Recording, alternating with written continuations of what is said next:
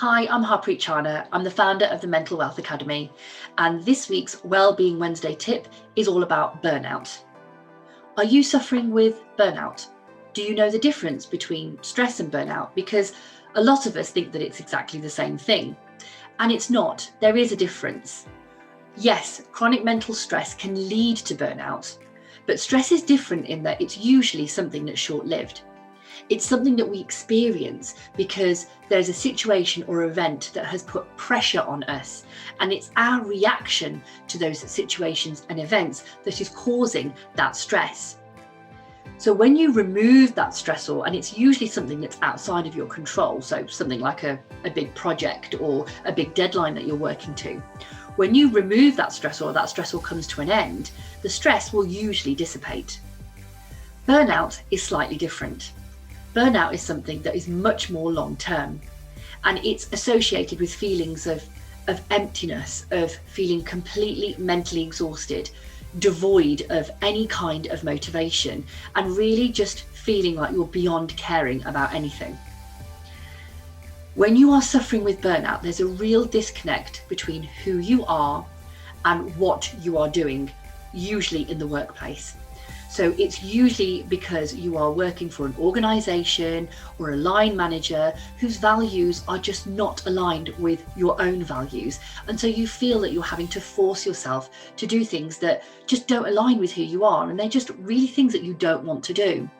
And when you do that for a prolonged period, that's what can lead to the feeling of burnout. And so some of the signs of burnout are dreading going into work. Now, we all wake up in the morning and sometimes we can't face going into work, but burnout is something different.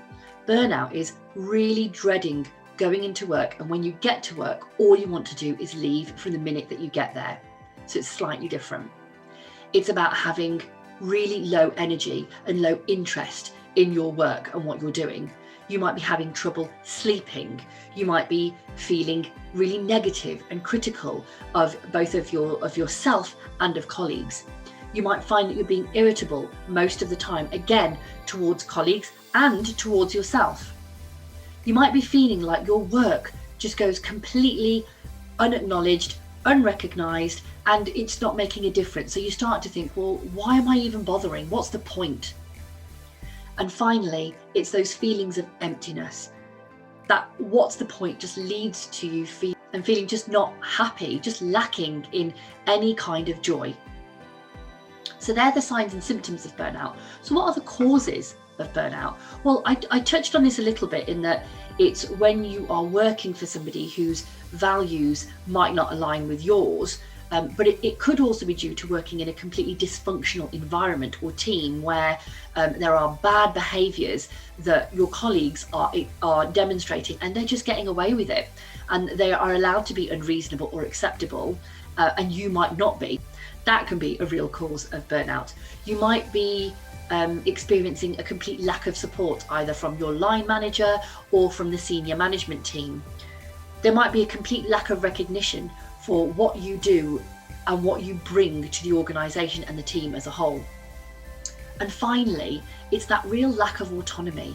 It's not having control over what you're doing, over the time that you have at work, and just having more and more work being piled on you, so that you feel that you're never getting the time to finish everything that's been given to you in the time that you have. So now that you know the signs and symptoms of burnout and what causes burnout, I want you to just stop and take a second and ask yourself, are you suffering with burnout? If you are, the first thing that I want to do is reassure you. You are not alone. There are so many of us that are struggling and suffering with burnout, particularly at the moment. The good news is there are so many things that you can be doing to help yourself, and I will be covering those in next week's Wellbeing Wednesday. So hit subscribe and you can catch all of our tips that are released every single Wednesday to help improve and strengthen your mental health and well-being. Thank you very much for watching.